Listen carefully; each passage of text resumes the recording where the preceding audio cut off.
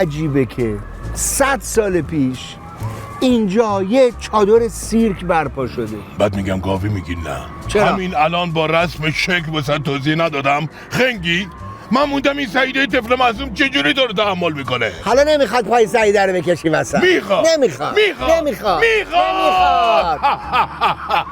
این واقعا عجیبه که 100 سال بعد از مارتین ما اومدیم آقای محترم مارکین مارتین 100 سال بعد از مارتین تو اصلا سرگئی صداش کن. خیلی خوب میگم این واقعا عجیبه که 100 سال بعد از سرگئی سرگئی عجبگیری کردم.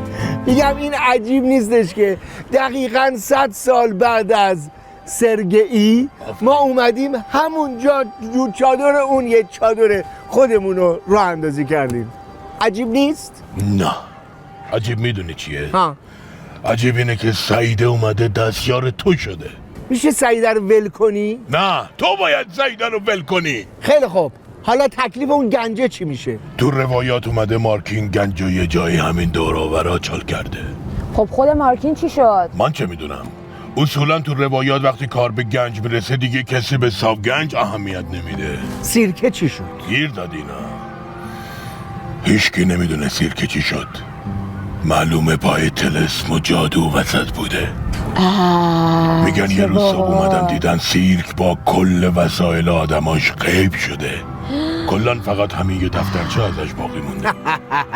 بی خیال بابا نه بذارین کناری ماجرای طلسم و اینا. مثلا به این چرت و پرت اعتقاد ندارم. بابا طلسم واقعی جادو واقعیه. خاله پروین منو باید ببینی. خاله پروین من شوهرشو یه جوری جادو کرده از صبح که بیدار میشه همینطوری داره قربون صدقه زنش میره. یعنی چی؟ چون قربون صدقه زنش میره از صبح تا شب طلسم شده؟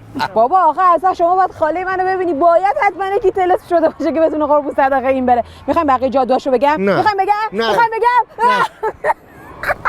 یعنی الان همه چی که غیب شده این یه دونه باقی مونده. این چرا باقی مونده غیب نشده؟ این مال یکی از دلغک های سیرکه که گویا دستش کج بوده.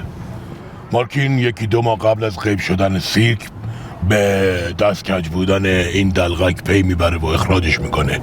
گویا یکی از بندبازها در حین بندبازی از اون بالا دیده بوده که این دلغکه میره از گیشه پول برمیداره. برای همین اخراجش میکنه. دلغکه بعدش که فهمید سیرک غیب شده برگشت دنبال گنج بگرده. ولی خاک بر سر معلومه که خیلی هم از نقش خونی سر در نمی آورده. اصلا چی کار به کار سیرک آدماش دارین؟ مهم گنجه. گنج. یعنی واقعا یک گنج